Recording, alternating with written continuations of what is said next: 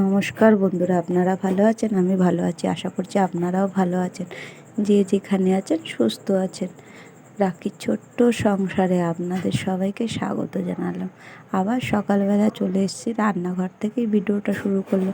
আমি যেহেতু একটা ঘরের বউ, কী আর দেখাবো বলো, তোমাদের সঙ্গে রান্নাবান্নাটাই সবসময় দেখায়। রান্নাবান্না, ঘরের কাজকর্ম, আর তো কিছু দেখাতে পারি না।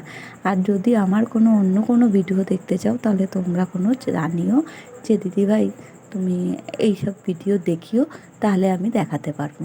কারণ আমি তো আমার মতন করে ভিডিও দেখাই, তোমাদেরও তো একটা ইচ্ছা থাকতে পারে যে এই ভিডিওটা দেখাও, তাহলে হয়তো দেখাতে পারি, যদি এটা আমার সম্ভবের মধ্যে থাকবে। একটা ঘরের বউ আর কি ভিডিও দেখাবো, নিজের সংসারের কাজ, আর তো কিছু নেই।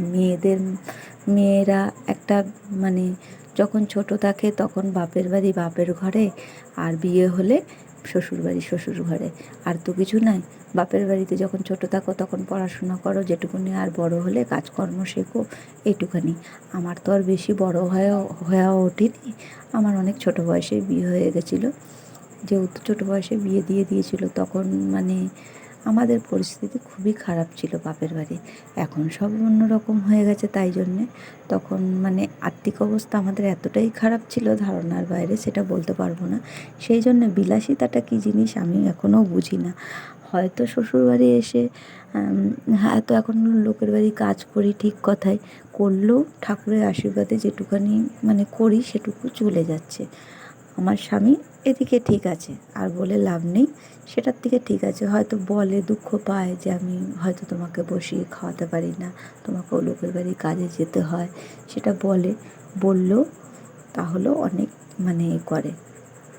যাই হোক, স্বামী স্ত্রী এটাই হলো বড় কথা, কেউ কারোরটা বুঝবে, তবেই তো একটা সেদিনকে কালকে যে এক দিদিভাই বলেছে, ঠিক কথাই বলেছি, কিন্তু সব ছেলেরা তো সমান হয় না।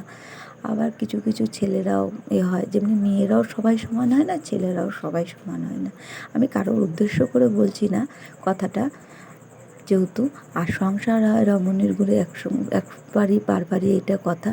যদি সংসারে মেয়েরা যদি খুব ভালো হয় তবে সংসার সুন্দর হয়। ছেলেদের জন্য কখনো একটা সংসার হয় না। আর এদিকে কথা বলতে বলতে বকবক করতে করতে আমার যে বকবকটা শুনছো, তোমরা এতক্ষণ ধরে শোনো, তার জন্য আমার খুব ভালো লাগে। আশা করি তোমরা আমার পাশে এভাবেই থাকবে। আর এদিকে যা কাজকর্ম ছিল সেগুলো তো করে নিলাম, আর এদিকে ছেলের ঘরটা দেখালাম। আমার ছেলে না গুছিয়ে নেয়। বন্ধুরা, আর বেশি ভিডিওটা বড় করলাম না। আপনারা ভালো থাকবেন, সুস্থ থাকবেন, লাইক কমেন্ট করে দেবেন। টাটা বন্ধুরা, ভুল হয়ে গেলে ক্ষমা করে